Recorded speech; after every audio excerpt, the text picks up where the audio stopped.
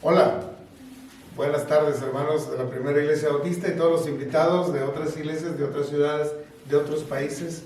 Nos da mucho gusto compartir con ustedes este mensaje vespertino de los domingos de la noche. Hoy veremos un pasaje situado en Zacarías, capítulo 7. Y es la respuesta a una pregunta que hicieron unos religiosos samaritanos a los sacerdotes judíos de Jerusalén y a los profetas de Jerusalén.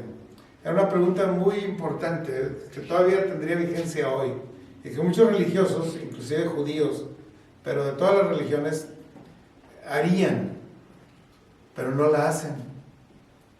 Si tuvieran la respuesta, dejarían de hacer lo que hacen mal, porque aquí la pregunta fue muy directa, diciendo: ¿vamos a seguir lamentando lo que nos pasó? ¿Debemos abstenernos en ayuno los meses quinto y séptimo del año? Porque eso es lo que hacían religiosamente los samaritanos y los judíos, y lo siguen haciendo. Pero la pregunta fue muy importante y la respuesta de Dios fue tremenda. No se la imaginaban, no se la esperaban.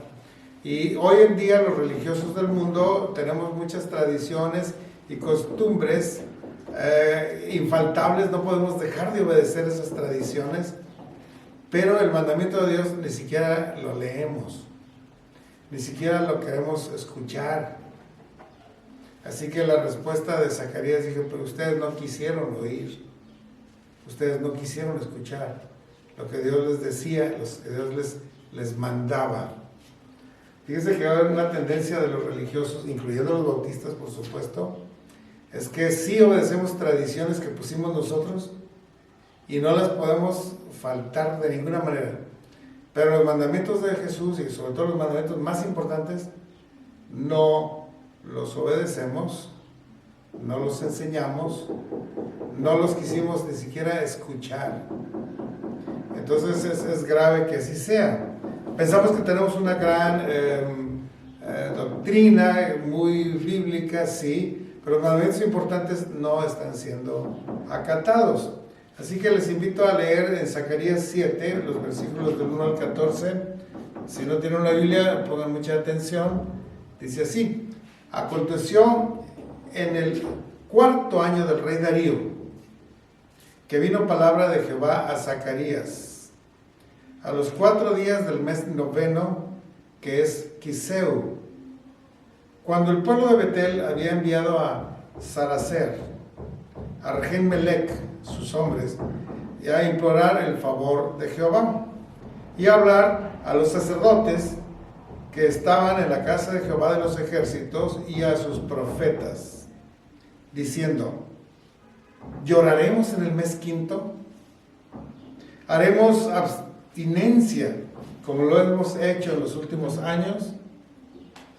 Y bueno, vino una palabra de Jehová de los ejércitos a Zacarías diciendo: habla a todo el pueblo del país, a los sacerdotes, y diles: cuando ayunaste y lloraste en el quinto y en el séptimo mes de estos 70 años de cautiverio, ¿lo hiciste ayunando para mí?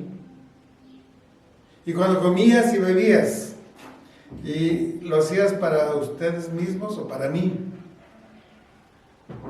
¿No son estas las palabras que proclamó Jehová por medio de los profetas primeros, cuando Jerusalén estaba habitada y tranquila, y las ciudades de alrededor estaban también habitadas y tranquilas, hasta el Negev y hasta la Cefela?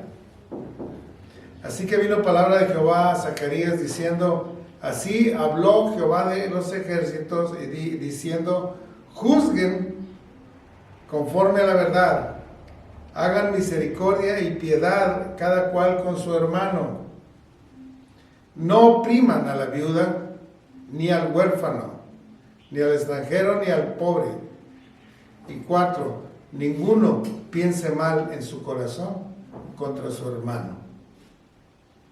Pero no quisieron escuchar. Antes volvieron la espalda y taparon los oídos para no oír, y pusieron su corazón como un diamante duro para no oír la ley ni las palabras que Jehová de los ejércitos enviaba por su espíritu, por medio de los profetas primeros. Vino por tanto gran enojo de parte de Jehová de los ejércitos, y aconteció que así como él clamó y no escucharon, también ellos clamaron y yo no escuché, dice Jehová de los ejércitos, sino que los esparcí con torbellino por todas las naciones que ellos no conocían. Y la tierra fue desolada tras ellos, sin quedar quien fuese ni viniese, pues convirtieron en desierto la tierra deseable. Ahí termina este capítulo de Zacarías 7. Y quiero hacer un breve contexto histórico para que nos ubiquemos bien en qué estamos hablando. El pueblo de Dios había sido cautivado por 70 años en Jerusalén y finalmente habían regresado a Jerusalén después del exilio. Todo esto porque el rey Ciro, que ya fue un Ciro rey de Persia, cuando había terminado los Babilonia, escribió un edicto real de que todos los israelitas regresaran a Jerusalén para reconstruir el templo del Dios de los cielos. ¿Se acuerdan? Esa fue la iniciativa. Dios tocó el corazón del rey Ciro para hacer volver a Israel.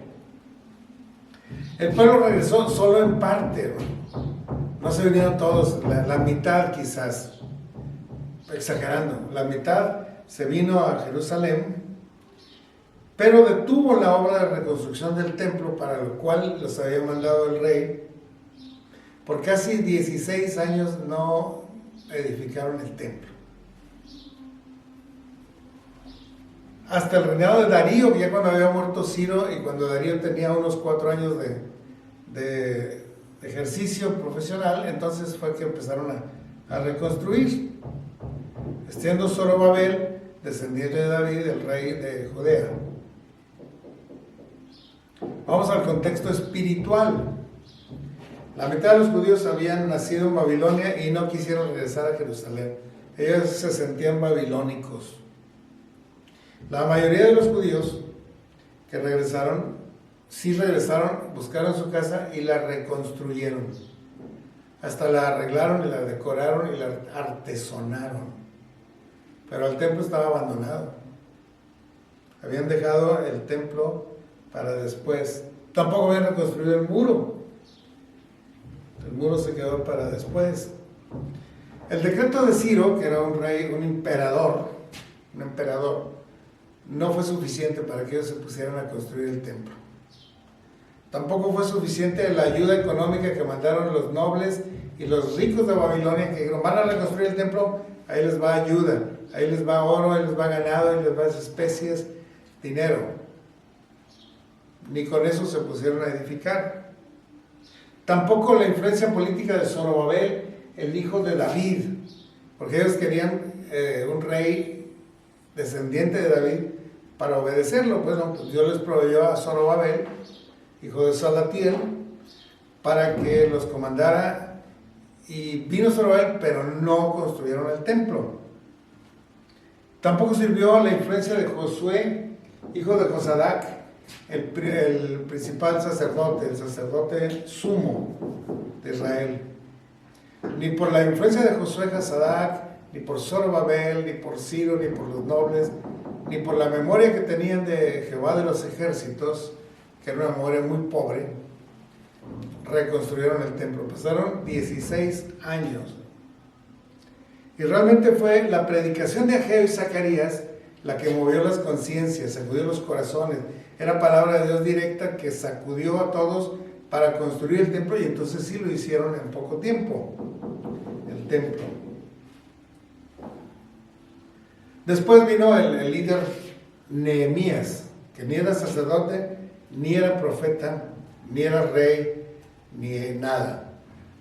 Lo mandó, su emperador lo mandó y le dio el grado de gobernador mientras construía el muro de Jerusalén y lo construyeron. Bien, en ese ambiente andamos. Pero entonces llega la pregunta de los samaritanos. Este era el segundo templo, se había reconstruido y había sacerdocio y había profetas instituidos por Dios. Y entonces vinieron los religiosos que esperaban volver a tener los rituales, las ofrendas, los sacrificios, las lunas nuevas,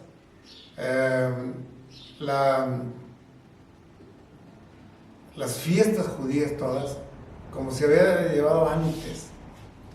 Así como nos pasó en la iglesia después de la pandemia, en la que, bueno, empezamos con los cultos del domingo en la mañana, luego le agregamos la escuela dominical, luego le agregamos cultos de oración.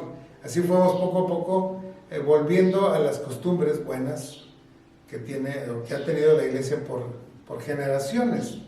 Acá también los religiosos dijeron, pues vamos a volver a tener sacrificio y a celebrar los sábados y a celebrar las fiestas, que para esas fechas había más o menos unas 6 fiestas anuales y eran muy hermosas y se recordaban muchas cosas y se celebraban religiosamente, puntualmente.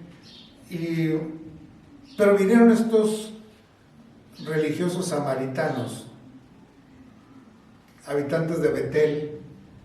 Si ustedes recuerdan, Betel era una de las ciudades del Reino del Norte. Dijeron, vamos a preguntarles si vamos a seguir con la costumbre de lamentar y la costumbre de ayunar. ¿Te acuerdan? ¿Se acuerdan que los judíos celebran las lamentaciones? No solo Jeremías las escribió, sino que los judíos de hoy en día van a llorar y a lamentar en el muro de las lamentaciones, que está ahí en un costado del monte del templo, porque no hay templo, pero hay un muro, es lo único que quedó, y ahí van y ponen sus peticiones y lamentan. Es una tradición, no hay un mandamiento que dice, y vas a lamentar en el muro.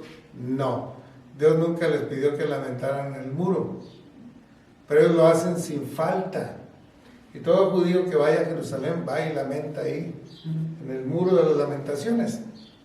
Y no solo los judíos, ha habido hasta mexicanos, y ha habido hasta bautistas que van a lamentar ahí, y hacen sus peticiones y meten el papelito entre las piedras para que ahí se quede y Dios les conteste. Todo eso es bien bonito, es bien romántico, pero no es un mandamiento de Dios, que hagamos un rollito y lo pongamos entre las piedras de ese muro. No, es una tradición. Así que dijeron, vamos a seguir lamentando en el mes quinto y vamos a seguir ayunando en el mes séptimo, que tampoco el ayuno fue un mandamiento de Dios, era una buena costumbre que se tenía. Y ahora que ya se reanudaban las funciones del templo y del sacerdocio y volvió a haber profetas, dijeron, quizás debamos regresar a ese tipo de tradiciones, lamentar y ayunar. Eso fue lo que preguntaron los habitantes de Betel. ¿Lloraremos en el mes quinto? ¿Haremos ayuno en el mes séptimo como lo veníamos haciendo? ¿Volveremos a las costumbres religiosas de siempre? Porque eso es lo que satisface a un religioso. Un religioso dice, bueno, voy a ir al templo y ya cumplí. Ahora sí ya me voy al fútbol. Pues ya cumplí. Pero cumplió sus tradiciones, no cumplió la palabra de Dios, no cumplió el mandamiento de Dios. Cumplió su tradición, calmó su conciencia y dice, ya cumplí, ya me fui. Y el Señor se había cansado de eso. Estaba harto de las fiestas, estaba harto de los sacrificios, estaba harto de tantas cosas que hacían los judíos hipócritamente. Y ahorita les voy a decir por qué hipócritamente, porque los mandamientos que Dios mandó a través de la ley de Moisés y a través de los profetas primeros, como Isaías y Elías y todos ellos, no las estaban cumpliendo, porque no se acordaban de ellas, porque no las escucharon, voltearon la espalda, taparon sus oídos, pusieron corazón de piedra, tipo de diamante, así durísimo, para que no entraran los mandamientos de Dios, que es lo que sí debemos celebrar y obedecer y enseñar a otros y ejemplificar con nuestra vida, porque el ejemplo enseña más que las conferencias. Hay que ser ejemplares siempre en lo que hacemos y entonces tendremos verdadero éxito.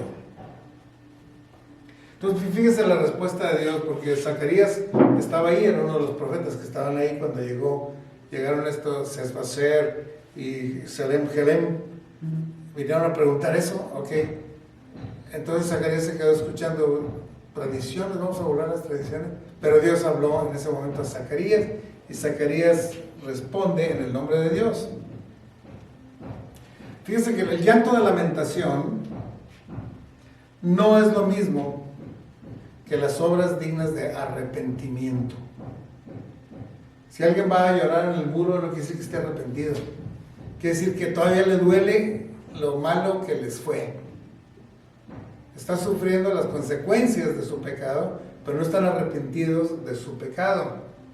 Nada más lamentan que les haya ido mal, lamentan que se hayan llevado 70 años lejos, que se hayan dispersado, que hayan perdido todo, lo lamentan, pero no están arrepentidos. No es lo mismo. Podría decirse que es exactamente lo contrario, porque la lamentación es lo que hace un cocodrilo cuando está masticando a una víctima, llora mientras se come, pero no lo vomita, no lo deja vivir, se lo come y llora. Por eso dicen de las lágrimas de cocodrilo, es una lamentación sin arrepentimiento. Y eso es lo que estaba pasando al pobre pueblo de Israel, y le pasa a muchos cristianos de hoy en día, incluyendo bautistas. Tengamos cuidado. Ahora, el ayuno era una costumbre de otras culturas, de otras religiones. Lo adoptó el judaísmo y lo empezaron a practicar y a instituir, y era una forma de autocastigarse, ¿no? Con el ayuno me castigo y con eso pago los pecados que haya cometido, que no son muchos. No creo que haya yo hecho demasiados pecados, pero ayunando purifico mi alma. Así piensa cualquier religioso y muchos cristianos también. Las lamentaciones y los ayunos son prácticas de muchos pueblos y de muchas religiones sin Dios. Una religión con Dios no necesita lamentar y no necesita ayunar. El verdadero reclamo de Dios a su pueblo lo dijo desde los primeros profetas, y muy particularmente Isaías tuvo una clara visión y le escribió en varios de los capítulos de su libro lo que Dios quiere del pueblo suyo. No quiere que esté lamentado, no quiere que esté sufriendo, no quiere que se sacrifique él solo y que se haga sufrir. No. Dio las instrucciones muy claras, ahorita las vamos a ver, pero ellos no quisieron escuchar, voltearon sus espaldas, taparon sus oídos, pusieron corazón de diamante, no brillante y bonito, sino duro, que no dejaba entrar la palabra de Dios. Y por eso el Señor se molestó. El Señor se enfadó mucho porque no quisieron oír sus palabras, aunque Él lo mandó a través de los profetas. Así que cuando ellos clamaron a Dios, Él tampoco los escuchó y los dejó ir a Babilonia y a otras naciones. Vamos a ver los mandamientos de Dios para ver si nosotros sí lo estamos cumpliendo, o también hemos cerrado los oídos, hemos volteado la espalda, hemos endurecido el corazón y no hemos querido escuchar. Vamos a ver, Cada uno ponga su mano aquí sobre el corazón y diga, bueno, este sí lo obedezco, este no lo obedezco, este sí lo obedezco, este no lo obedezco. A ver cómo le queda la mano. Y cuántos mandamientos sí estamos cumpliendo y cuántos no. Porque el hecho de que usted ayune puede ser bueno o malo, pero no es lo que el Señor está mandando. Por el hecho de que usted lamente todos los días no quiere decir que está gozoso en el Señor, quiere decir que está molesto por las cosas malas que le han pasado. Por eso lamenta usted que lo hayan maltratado las gentes. Primer mandamiento: Tenemos que juzgar con verdad, no favoritismo. No decir, bueno, pues es mi hijo, está bien, es el hijo de otro, está mal. No. Si nuestro hijo hace mal, hay que reprenderlo a él. Si el vecino también hace mal, hay que decírselo y ya.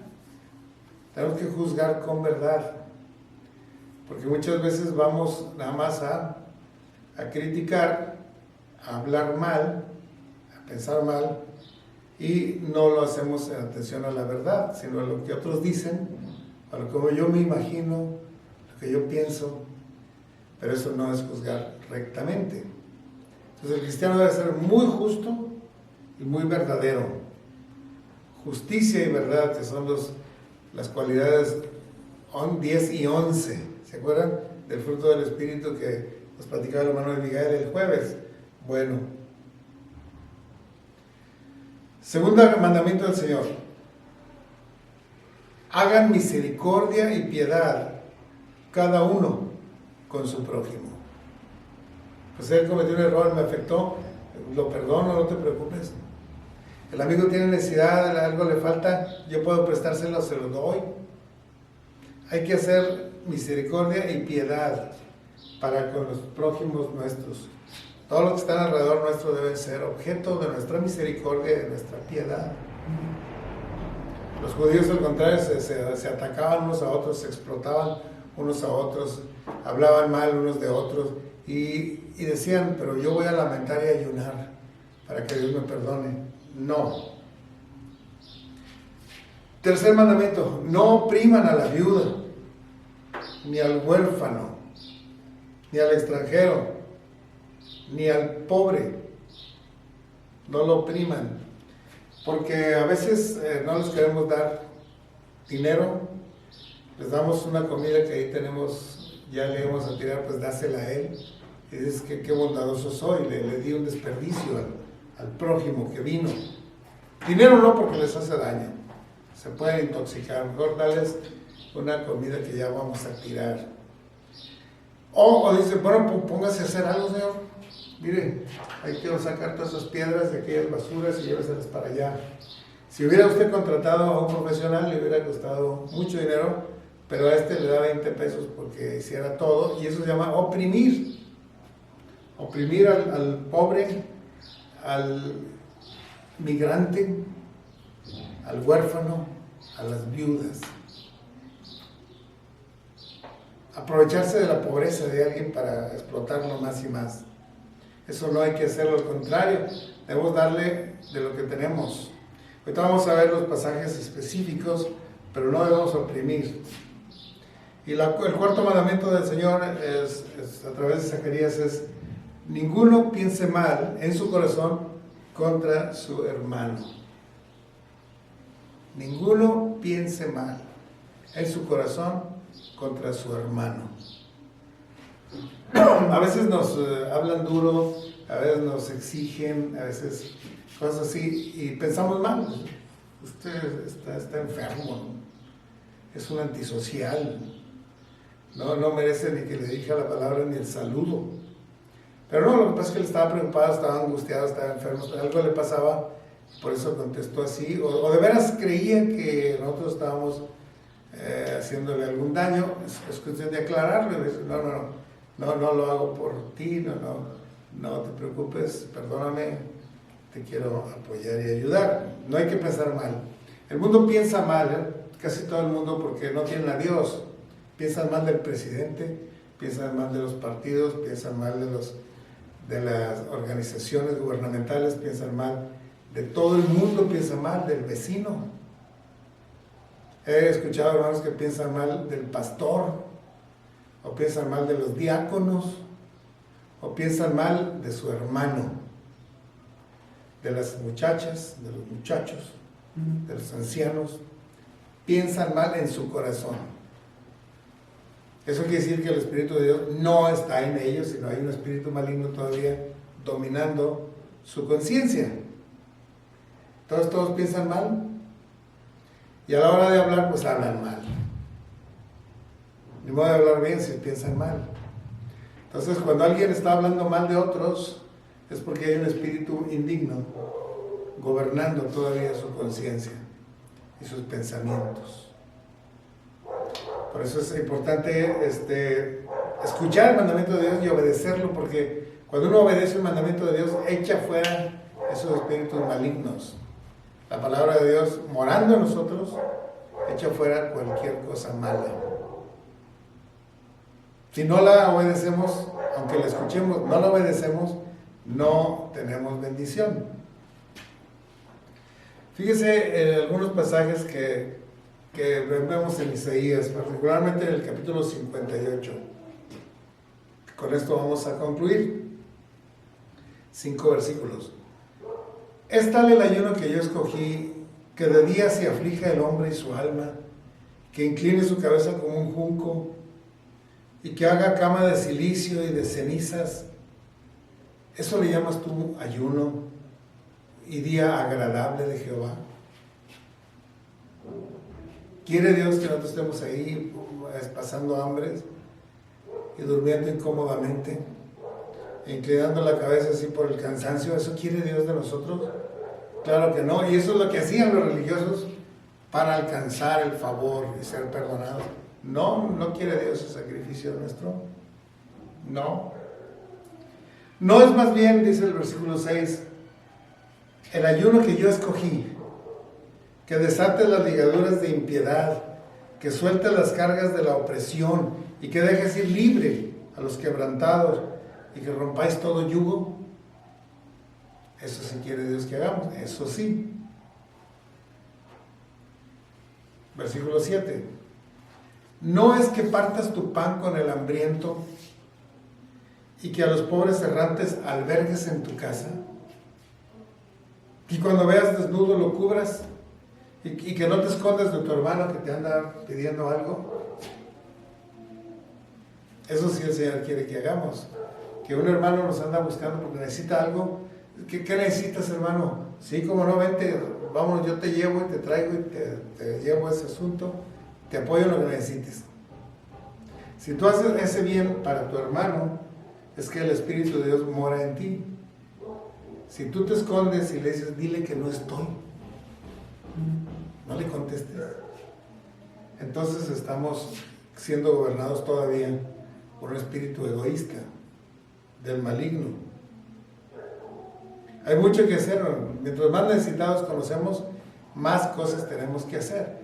Pero cuando lo hacemos, Dios bendice, y Dios prospera, y Dios provee, y multiplica nuestra haber. Fíjense lo que dice el siguiente versículo, el Isaías 58, 8. Entonces nacerá tu luz como el alba, y tu salvación se dejará ver pronto. Irá tu justicia delante de ti, y la gloria de Jehová será tu retaguardia.